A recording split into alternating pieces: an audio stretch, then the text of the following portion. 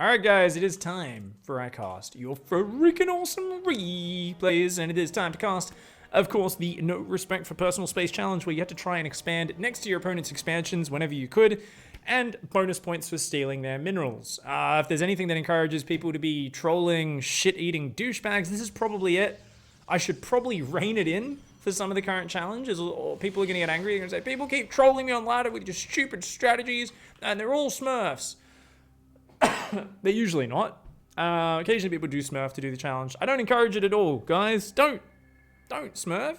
You guys get to watch me play the challenges right before I cast. Most weeks I do that. And you see me lose multiple games in a row. Laugh at the stupidity.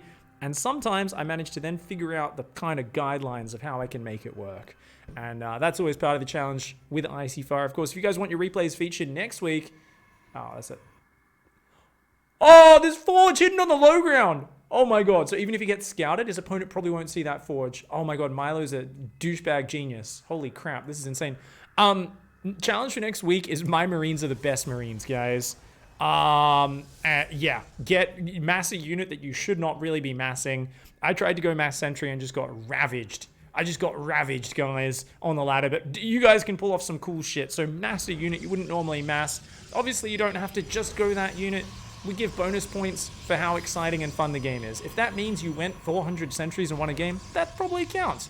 If you didn't go that many sentries, but you went a lot of sentries and did really cool shit with them, we'll probably get it in as well. As always, guys, entertainment value is the most important part. Now, he does build a full cage, does Milo here, and then builds a pylon on the high ground. Finally gets a cannon up down here. I think, you know what? These probes can actually focus that pylon and then kill the cannon, maybe? I think they might have been able to do it without losing too many probes, but it looks like things aren't going well. Milo is building so many pylons on the high ground. This is actually obscene, guys. I should have realized this would incentivize people to just cannon rush. Holy crap. Oh my god, he's building another cage back here. If you got a pylon there? No, he just caged himself on the wrong side. And then he just caged himself in with the probes. You gotta put more cannons down, buddy. He's like, I'll build 26 pylons in your base. Oh my, it's like, he's got cannons covered here, and yet he's trying to build a cage in the back of the... It's like, you know you can just build a cannon here, and it's in range of the minerals, right? Okay, walls the zealot in with the cannon. I love how this zealot's targeting this, like, least essential of pylons over here, by the way. What an absolute fucking chat of a zealot. The supply block is devastating. 2 stalkers have been queued up for like 30 seconds, and finally a pylon goes down in his opponent's base. This douchebag of a probe, by the way, does get down here. He's so eager to get a cannon behind that mineral line. And this zealot still prioritizing killing random pylons, unfortunately. It looks like Dutch G Destroyer. I don't know if he's going to be doing a lot of destroying in this map. I feel like he really needs to build a nexus somewhere else on the map, like, really quickly. Milo's even taking his gas. It's like, you've already got cannons in range of his nexus. Why are you taking his gas? This makes no sense. Milo is clearly a fan of the Florencio files. Clearly has been attending science school. Has noticed he's prioritizing being a dickhead over actually winning the game. So hats off to you, Milo. Has not started probing behind this. So, you know, securing the win by having a transition is for cucks. I have often said that. Florencio does as well.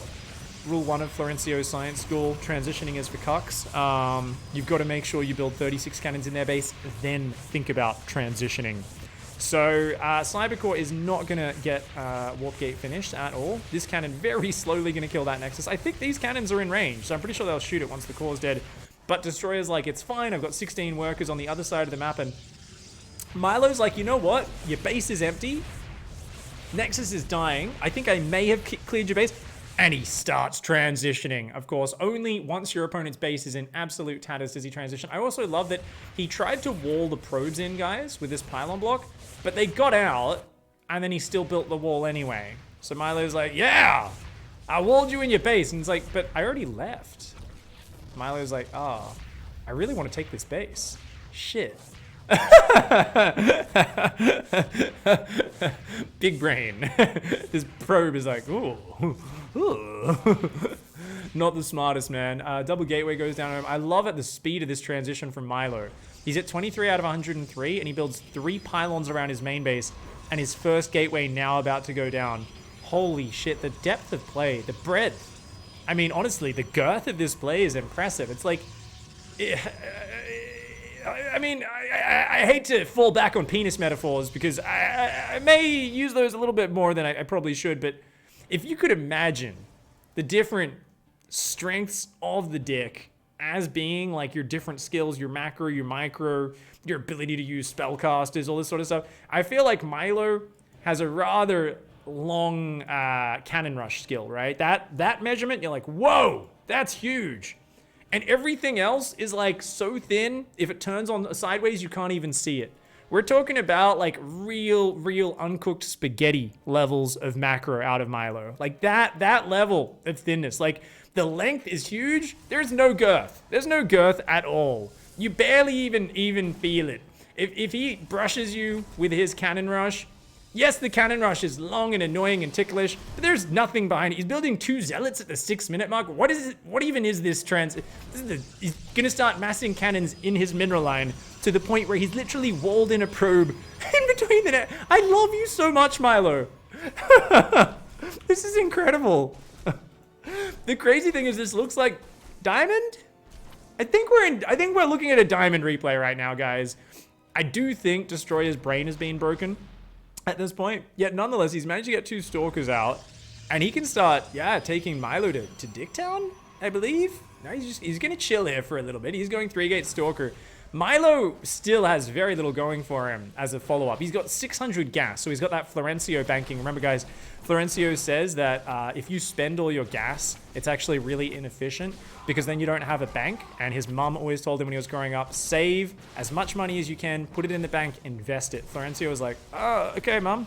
So he's applied that to StarCraft, which I'm not sure I see the logic of it because, like, I don't know, but it's something that's going to be applied here. Milo's like, you know what, 800 gas? I think I need more. Not fully saturated on minerals, still fully mining gas. I think I need this. He's actually going to depower the pylon, though. Nicely done, Destroyer. Oh my god. And yeah, those zealots not going to be able to build. What do you even do from here? I mean, you've got a cybercore and a base here. Are we going to inject some recall Florencio style? Yes. Milo shoves that recall right into the veins. Takes most of the probes out of the main, drops them to the other corner. And I mean, you've got so much gas. Double Robo Immortal. Why not? Your opponent's massing Stalkers. Make some Robos. Make a 3rd one. Make a 4th Robo. It's going to start massing cannons here as well. Jesus Christ. Fantastic. Alright, Destroyer's going to come in here, get rid of this mining finally. And the real question at this point is at what point does Destroyer realize something's up? 5 gates on 1 base. Ooh, I'm not sure. Ooh, I don't know. And let me guess, we're going to stay here and kill the assimilators, not realizing that 6 probes in a base looks a little bit suspicious? No? Destroyer, big brain, let's go. Let's go. Oh. No, gonna focus the gate. Okay. No scouting? No? I mean, you wiped out all 6 of your opponent's probes. That must have been yep. All right, Dutch is gonna be quick here on the uptake. I think he's figured it out, guys. Thank you, Johnny P. You in chat right now, mate? You can say that in chat, guys. It's fine. It's fine. I don't mind. Not as bad as the guy the other day who decided to message me saying he wanted his girlfriend to do certain acts to me and wanted to watch, and then followed up with a request for coaching information. And I was like, is this continuing the troll or is he for real? I don't know. I was like, I was like, do I give him my email? It is freely accessible. I'm not sure. So the Stalker is going to start shooting that pylon. That pylon takes some damage. Does hallucinate the Phoenix and is like, hey, wait a second. You're massing Immortals in my old main base. So Destroyer does take another expansion. Massing Stalker Sentry against Immortals worries me though, guys. Because, man, I mean, if Stalkers were breakfast cereal, Immortals is ketchup. If you put ketchup in your breakfast cereal, it fucks shit up, okay? Like, seriously, you're there, you got your Cocoa Pops, you're like, maybe you got your, like, Crunchy Nut cornflakes or something like that. You know, some real over-the-top sugary, delicious shit that you know, your parents only let you have on weekends. I'm talking that sort of stuff. And then your older brother runs in and just squirts ketchup in your fucking cereal. How mad are you? I think that's Destroyer right now. He's like, I built up me delicious Stalker Sentry army. It's going to be tasty. No! Don't go up there! Oh my god, the ketchup! The ketchup! Ah! Oh my god, it's a Stalker bloodbath. Thank god Destroyer does choose to turn around and run away. The ketchup defense, very good for Milo, who rather than expanding or going in another direction is like, I think I need to shield battery my ramp. So this here is a strat. I mean, really just committing thousands and thousands of resources to defending the most easily defensible position on the map. So we can see that Milo's banking on his opponent's brain already being broken from the weird situation he's thrown him into, and his opponent panicking. I like that the pylon sees the Warp Prism. Milo's like, I don't notice that at all. The Stalker's like, oi! They do decide to just shoot one laser to warn it. Milo's like, you know what? Oh! Oh, the Duke. Look at that. Tricky. You could see him thinking. He was like, Turns around, unloads, and is like, fuck you, Pylon. Does decide to take that out. Nicely done, Milo. Nicely done. I like it. Up to 5 Immortals with a Warp Prism. More Immortals are on the way. Now, I would like to see Destroyer think of, I don't know, making a Void Ray. Single Phoenix would be nice. To be fair, has 36 probes on 2 base, is going double robo himself. I don't know if you can lose as Destroyer here, outside of, once again, grabbing the ketchup bottle off your bro and then actually putting it in your cereal yourself. Oh my god! Impressive micro by Milo! That was beautiful. Is this Zest? Is this Zest's alternate account? Which he plays with one hand while drunk? I think it is. Oh my god. Milo, you legend. I do like that Milo stole his opponent's base, by the way.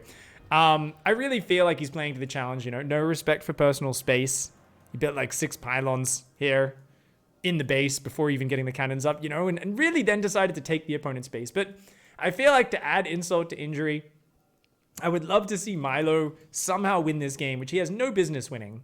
I don't know how he could, unless he goes for robotic space. Unless he gets some amazing disruptor shots on this gigantic ball of units that he's facing off against, in which case, yeah, maybe he could win. 1 base versus 2, though, like the amount of sheer resources that Destroyer has, I don't know how Milo's going to win this game, but I want to see a Mana Nexus. I want to see a Mana Nexus towards the end of this game. All right, so Destroyer's like a Stalker drop versus Mass Immortal. Seems like a good idea. To be honest, your opponent has nothing that shoots up, so I don't see how this could go wrong unless you literally just leave your Warp Prism a mile away. Get out of there! Run! Okay. Oh, there we go. Yep. Okay. Whoa! Oh, he's taunting him. They're French Stalkers? They're making fart noises. Like, you can't shoot up. Fuck you, immortal. Oh my god, one of them is literally waving it. He's leaning out the window. He's got a baguette between his legs, and he's oh my god, he's making very. Oh, now they're gonna unload and shoot some lasers. This Immortal says, really, guys? The French Stalkers, I think, getting a little bit ahead of themselves there, and this chat of an Immortal just, fuck off, mate. Stop making fun of me. These Immortals gonna go for a counterattack at the same time.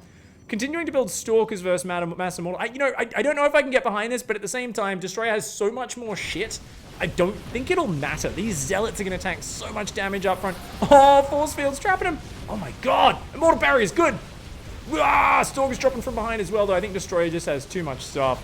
Milo has had 6 Immortals for about 5 minutes. Remember, had about 4 or 5 Immortals when he held the ramp, and then decided to throw 2 Immortals away in a prism, wait another 3 minutes, and then A-move the 5 Immortals.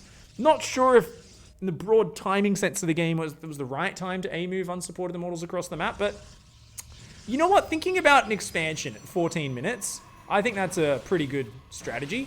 I mean, we've got a set of balls and an Immortal. What could go wrong, Milo? How could you possibly lose this game? Unless you invested everything in defending this ramp and your opponent's stupid enough to try and attack up. Destroy it! No! No! Get the fuck out of there!